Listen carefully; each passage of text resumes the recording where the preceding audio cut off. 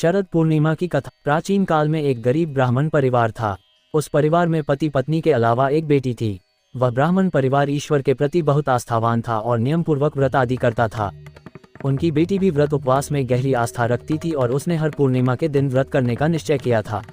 लेकिन दुर्भाग्यवश उसके विवाह के कई वर्षों बाद भी उसके कोई संतान नहीं हुई, जिससे वह और उसका परिवार चिंतित थे। कई उपाय करने के बाद भी जब कोई संतान सुख नहीं मिला, तब एक दिन एक साधु उनके घर आए। साधु ने देखा कि बेटी पूर्णिमा का व्रत तो करती है, लेकिन एक बड़ी भूल करती है। वह हर पूर्णिमा के व्रत के बाद किसी न किसी रूप में व्रत को खंडित कर देती थी, जिससे उसे व्रत का पूरा फल नहीं मिल पाता था। साधु ने उसे समझाया कि वह पूर्णिमा का व्रत बिना किसी भूल के पूरा करे और साथ ही शरद पूर्णिमा के दिन विशेष रूप से व्रत रखकर रात में चंद्रमा को अर्घ्य देकर उसकी किरणों का सेवन करे। साधु की सलाह मानकर उस स्त्री ने शरद पूर्णिमा के व्रत को सही तरीके से किया। उसने उस रात को चंद्रमा की किरणों का सेवन किया और कुछ समय बाद उसे संतान प्राप्ति का सुख प्राप्त हुआ। इसके बाद से शरद पूर्णिमा के व्रत की महत्ता पूरे क्षेत्र में फैल गई और लोग इसे पूरी श्रद्धा के साथ करने लगे। राधा कृष्ण की रासलीला। शरद पूर्णिमा के साथ भगवान श्री कृष्ण और राधा की रासलीला का भी एक गहरा संबंध है। यह मान्यता है कि शरद पूर्णिमा की रात को भगवान कृष्ण ने वृंदावन के यमुना तट पर गोपियों के साथ महारास रचाया था।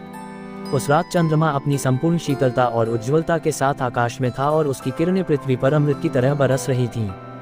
भगवान श्री कृष्ण ने अपनी योगमाया शक्ति से हर गोपी के साथ नृत्य किया, जिससे सभी गोपियां यह महसूस करने लगीं कि श्री कृष्ण उनके साथ ही नृत्य कर रहे हैं।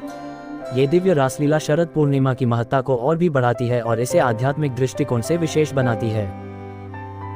शरद पूर्णिमा के दिन चंद्रमा और पृथ्वी के बीच की दूरी कम होती है, जिससे चंद्रमा की किरणें सीधे पृथ्वी पर प्रभाव डालती हैं। वैज्ञानिक दृष्टिकोण से भी यह माना जाता है कि चंद्रमा की शीतल किरणें स्वास्थ्य के लिए लाभकारी होती हैं। इस दिन चंद्रमा से निकलने वाली किरणों में कुछ विशेष गुण होते हैं, जो हमारे शरीर के लिए फायदेमंद होते हैं। यही कारण है कि इस दिन चंद्रमा की किरणों में खीर रखने और उसे खाने की परंपरा सदियों से चली आ रही है। निष्कर्ष: शरद पूर्णिमा का पर्व भारतीय संस्कृति में आस्था, समृद्धि और स्वास्थ्य का प्रतीक है। ये पर्व हमें न केवल धार्मिक रूप से प्रेरित करता है, बल्कि वैज्ञानिक और सामाजिक दृष्टिकोण से भी महत्वपूर्ण है। शरद पूर्णिमा की कथा और उससे जुड़े अनुष्ठान हमें जीवन के हर क्षेत्र में सकारात्मक ऊर्जा और शांति प्राप्त करने की दिशा में अग्रसर करते हैं।